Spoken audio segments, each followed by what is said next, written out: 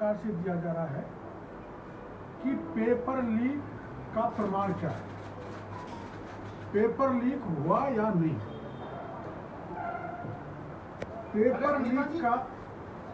Paper leak का सबसे बड़ा सबूत है परीक्षा से 1.5 घंटे पहले व्हाट्सएप पर आ जाना जो आपने उसको छापा, और पेपर के साथ आंसर शीट का बाहर आ जाना। दूसरा है पेपर लीक करने वाले गिरोह ने एक दिन पहले 5 बड़े लोगों ने, जो 5 बड़ा लोगों का गिरोह है, उनके 30 गुर्गों ने ये कह दिया था 25 सितंबर 2021 को कि परीक्षा से 1 घंटे पहले पेपर लीक होंगे। वो पेपर लीक हो गया। तीसरा, रीट परीक्षा कराने वाली एजेंसी माध्यमिक शिक्षा बोर्ड है अजमेर,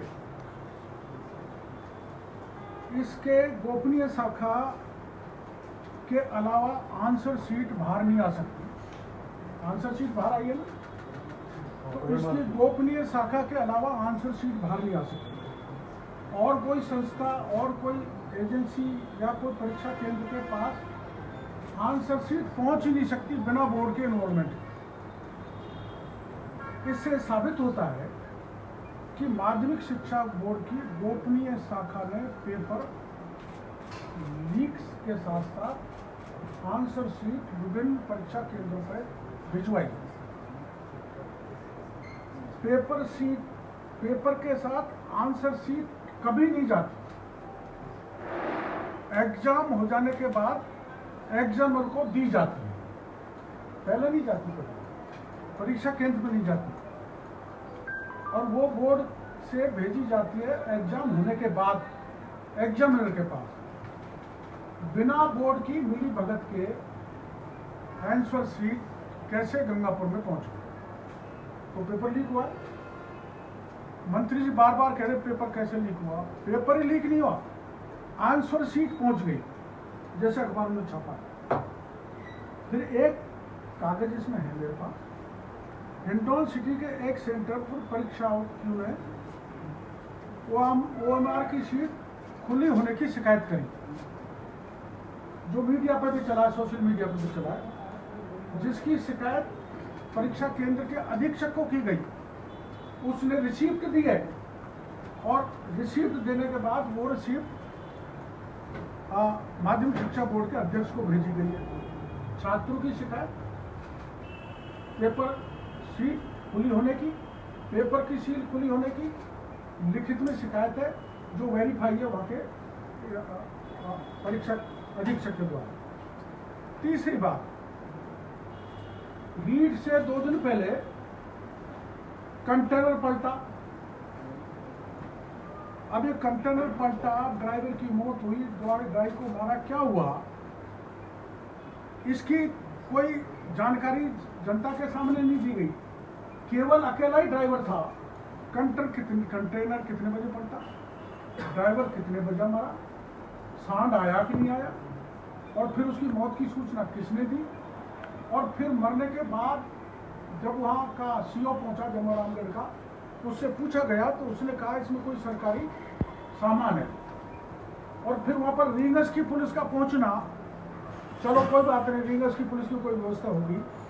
तो ये सारे जो मैं बता रहा हूँ, हिंडौन का मामला, गंगापुर का मामला, कंटेनर का पलटना, और कंटेनर के साथ कोई एस्कॉर्ट नहीं होना, कोई पुलिस की व्यवस्था नहीं होना, ये सारा पेपर लीक करने की ओर और षड्यंत्र की तरफ, साजिश की तरफ मैं आपको ध्यान आकर्षित करना चाहता हूँ। दूसरा, पेपर लीक कहाँ से हुआ?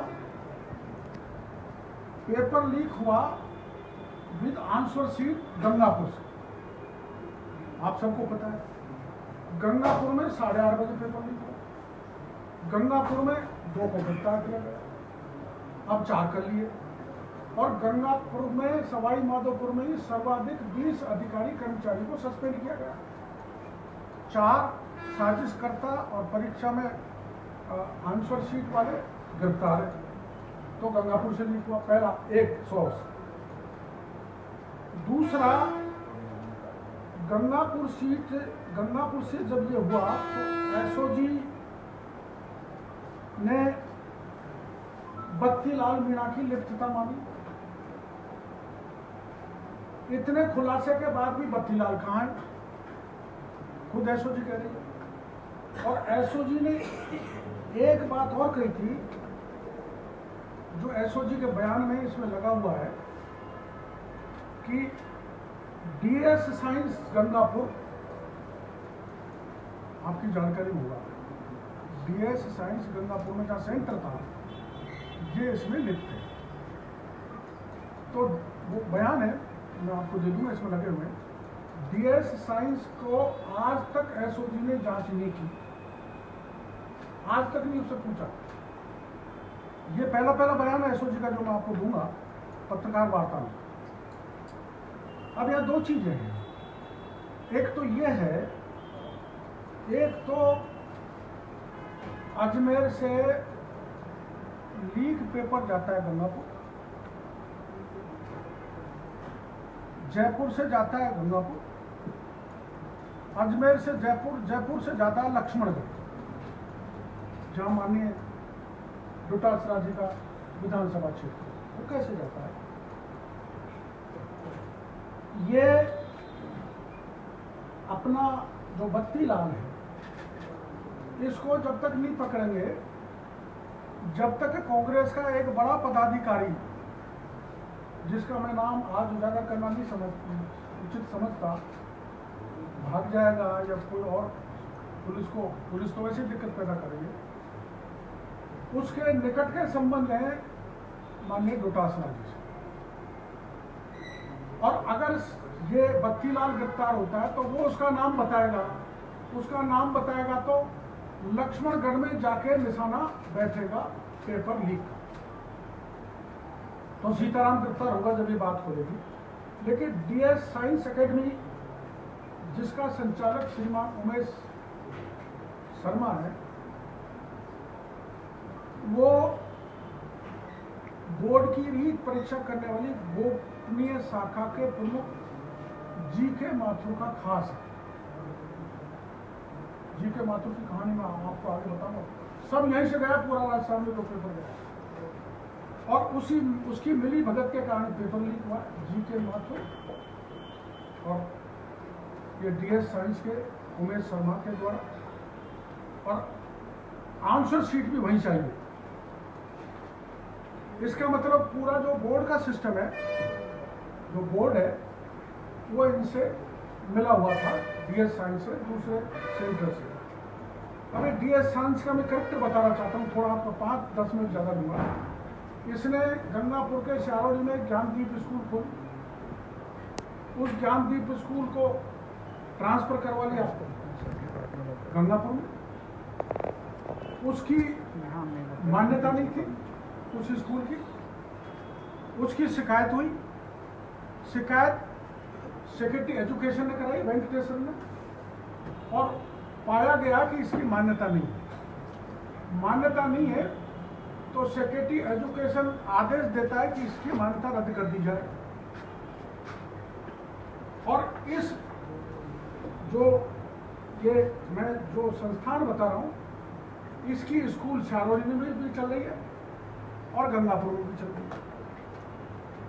अब ये जब वेंकटेश्वरन हटता है तो 23/9/2019 को, इसमें कागज है, मैं पूरे दूंगा, सीएमओ से दबाव जाता है एमएलए रामकेश मीणा के कहने से कि इसकी जो मान्यता सेक्रेटरी ने खत्म की है इस इंस्टीट्यूट की, इसको बहाल करो। सीएमओ की दखल से डायरेक्टर नथमल ढंडेल उसको बहाल कर देता है। सेक्रेटरी एजुकेशन के आदेश को ओवर रूल कर देता है। दोनों के आदेश इसमें है, मैं आपको दूंगा। तो ये फर्जी है। सरकार का निर्णय है कि ये मान्यता प्राप्त नहीं है, फर्जी है, फिर भी सरकार ने उसको सेंटर बना दिया और फर्जी बाकायदा चल रहा है। इसी सरकार के कहने पर इसमें इसको मान्यता दी गई। ये अवैध इंस्टीट्यूट में ये काम हुआ। अब फर्जी के इसके कहने का मतलब ये है कि संस्था को ऊपरी तौर पर सरकार का संरक्षण प्राप्त है, मान्यता प्राप्त स्कूल नहीं होने के बाद भी परीक्षा सेंटर बनाए। अब आप सोच रहे होंगे कि संस्था फर्जी है, इसका रीट पेपर लीक से क्या मतलब है, लेना देना। हम आपको बताता हूँ, संस्था के सचिव श्री उमेश शर्मा ने फर्जी मान्यता ही नहीं दी।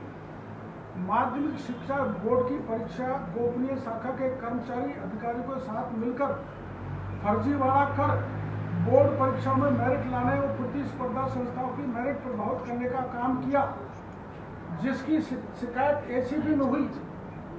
एसीबी ने जांच की, जिसमें जी.के. माथुर, मोहन सिंह रावत, रविंद्र व अन्य जो वहां के बोर्ड के अधिकारी कर्मचारी थे उनको दोषी पाया गया। और जी.के. माथुर ने इसी संस्था के प्रमुख को बताया था कि तुम्हारी कॉपी गई है वहां पर जिस एग्जामिनर के पास, उस एग्जामिनर का नंबर, नाम, जगह बताया और वहां से अपनी स्कूल के मेरिटोरियस बच्चों को नंबर बना के पास कराया, जिसमें कॉपियों में काट छांट हुई और उस काट छांट की जांच हुई तो वो एग्जामिनर को एसीबी में दोषी पाया गया और विभाग को लिखाया गया कि इसके खिलाफ कार्रवाई की जाए। लेकिन राजनैतिक रसूख के कारण एसीबी की उस जांच को दबा दिया गया इसी राज में।